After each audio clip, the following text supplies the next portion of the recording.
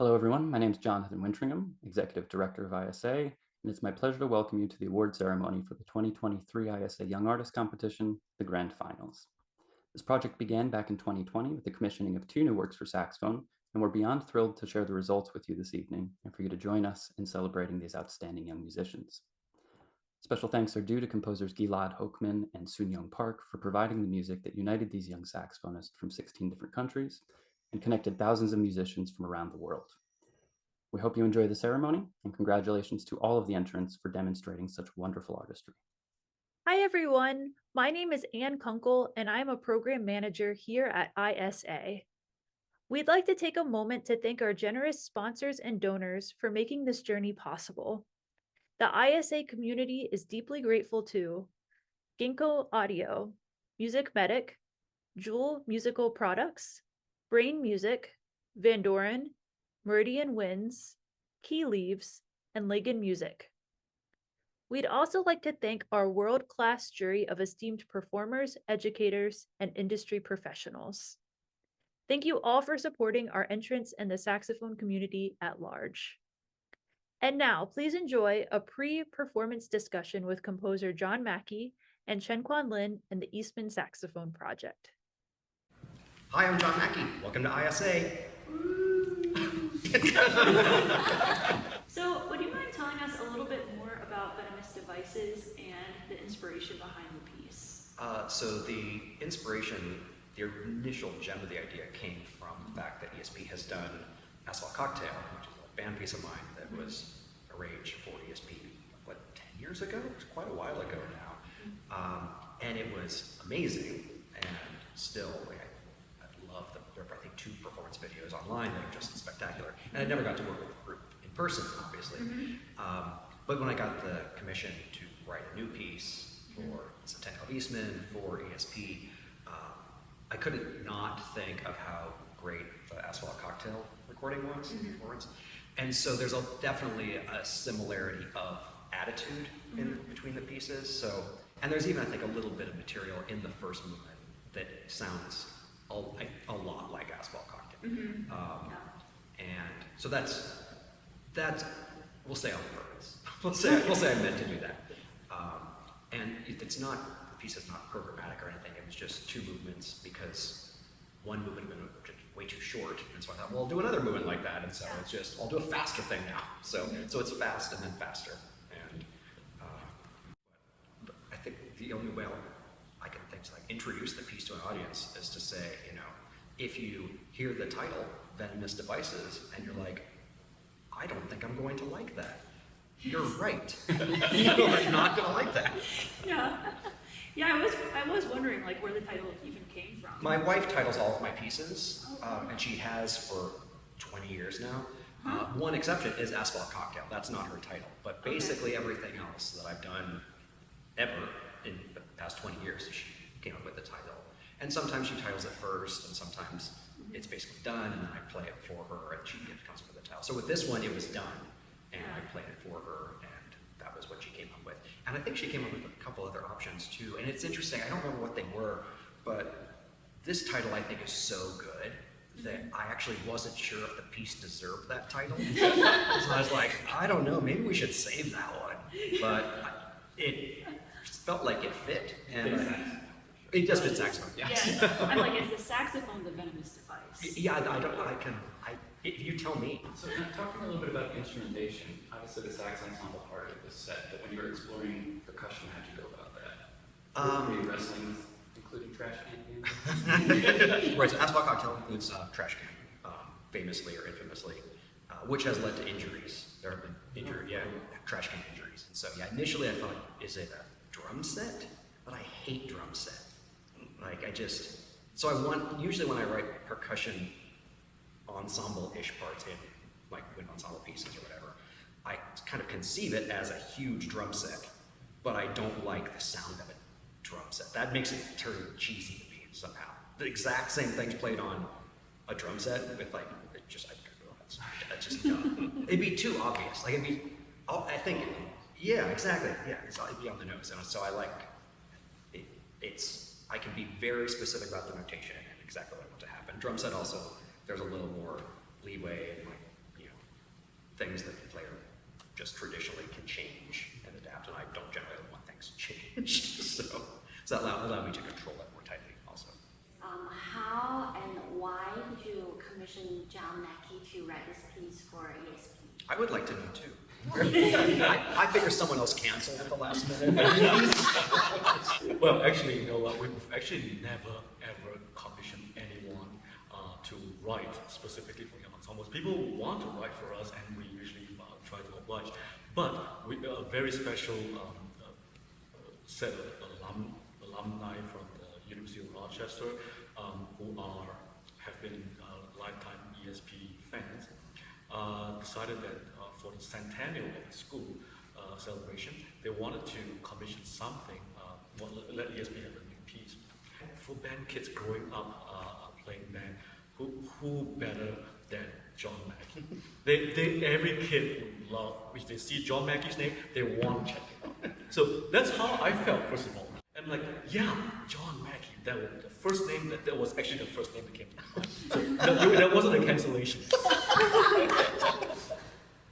But also, we've had played, as for cocktail, and it was to our delight that we had the chance to do that. And so, how cool would it be to have him write another piece for us? Because I would like this commission not just to be played by ESP, but that every ensemble, every kid that still wants to play in saxophone ensemble, they see this piece written by John Mackey, they are at least interested in trying to get it out. You want to talk to us a little bit about what it's like playing the ensemble with this piece, and your experience rehearsing and getting things together? Yeah, so it was a little bit, I would say, unique. But we started a lot earlier than we normally do. We normally start, like, for a fall performance, we start, like, day one of the fall. But we started as soon as we could the previous semester to put it together so we can start memorizing over the summer. Which I was not anticipating, because I knew, it's premiering in October. Oh, just write that in late September. And then I get the email from you in maybe it's March or something.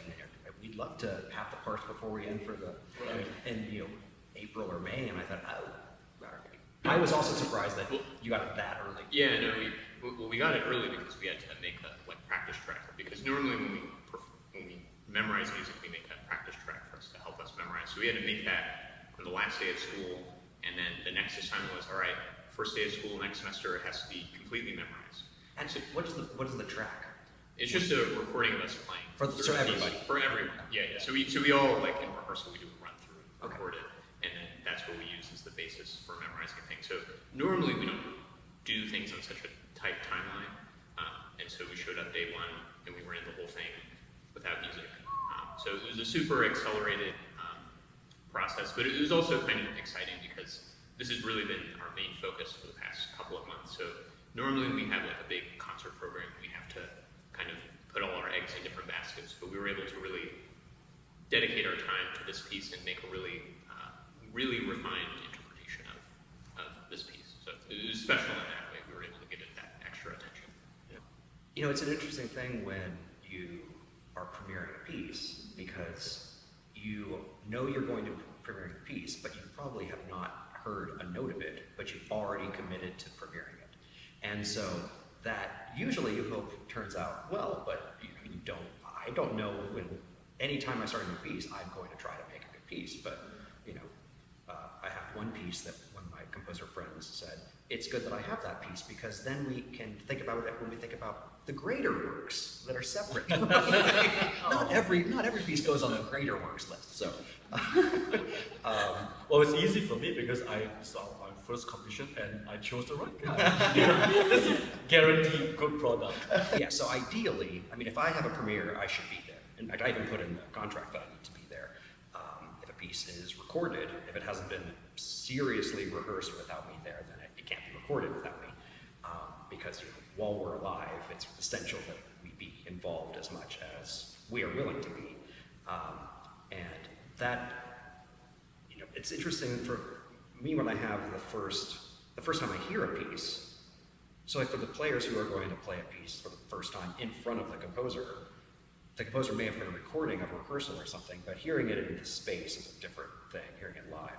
And I am basically useless the first half of the first rehearsal I hear, because my brain is just trying to process, okay, that's what it sounds like with people. Like that is, you know, and MIDI saxophone is the worst saxophone and the worst MIDI. So, it's always going to sound terrible with MIDI, and so to hear it with real people, it's just a lot of brain process has to go through, kind of relearning the piece right now in what it's like in reality. And so, you know, I would warn the players to not take it personally if the first time they play through it for a composer, the composer has nothing to say, because that doesn't mean they don't like what they're hearing from the players. It means they don't.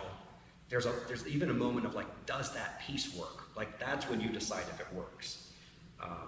And even with this piece, you know, when I heard the first rehearsal, everyone sounded great, but it was also me deciding like, is this piece good enough? Like, is this good enough for ESP? And now that I've heard it in the hall, I think, okay, it's fine. But in a rehearsal room, even, it's not you don't get the impact of, you know, everything's memorized, but there's just something about having a little more distance, being in a hall, and, you know, getting that space to watch it happen and, you know, hear the sound blended better. So even, you know, I've done this, you know, for 30 years or something, I've been doing this, but it's still, first time you hear it is like a thing for the composer, and playing it for the composer that's not really, they don't know how to help you yet. So, you know, it takes me a minute to figure out, okay, what do I ask them to make it better? Other than just play it again, which is often what I want, just to hear it again before I make any decisions. In that sense, the piece is still growing. Absolutely, yeah. And even today, there were things in the dress rehearsal where, you know, I had asked for slap tongue on pitches, and I also have players playing the same notes, but not slap tongue, because I wanted to like get some pitch, but also just that slap sound. And the people who were slapping on the pitches I asked for, and it just wasn't speaking that much. So now, you know, we just changed to open slaps, going with people playing the actual pitches, and it's so much better. It just sounds, it's a little change, but it felt huge. So things like that, you know, today we changed. There were things that were tweaked after I sent in the parts. I will say that one thing is that blew me away with ESP is how well, obviously, they know the music because it's memorized.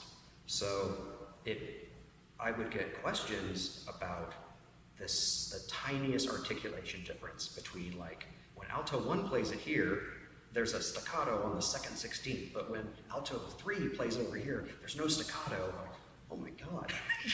First of all, can you tell at that tempo? But they play it differently. And so I had to then think about, is that like an engraving error? Did I mean for it to not have a staccato or whatever? So the more, obviously, the players can understand the piece before they work with the composer, that's great.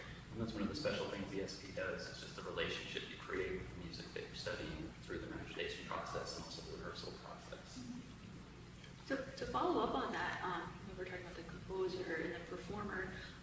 Thinking about the audience, is there a certain emotion you're trying to evoke from this piece that you're hoping the audience captures? I mean, from this piece, I just want people to be happy and clap. Yeah. So, like, that's pretty much the goal. Like, make the players do all the work, and then I stand up at the end, and people are like, yay, and I'm like, cool, they did it, but, you know, so I think, especially with it being a piece for the Centennial of Eastman, you know, a celebratory thing, the piece is not celebratory by any means, but it's energetic and, you know, upbeat. So I think people will, you know, want to clap. But to your question, Lily, I think that if we were to perform a piece or prepare a piece that is you know, pre-existing, we already have an idea of what it sounds like, and the interpretation is already there.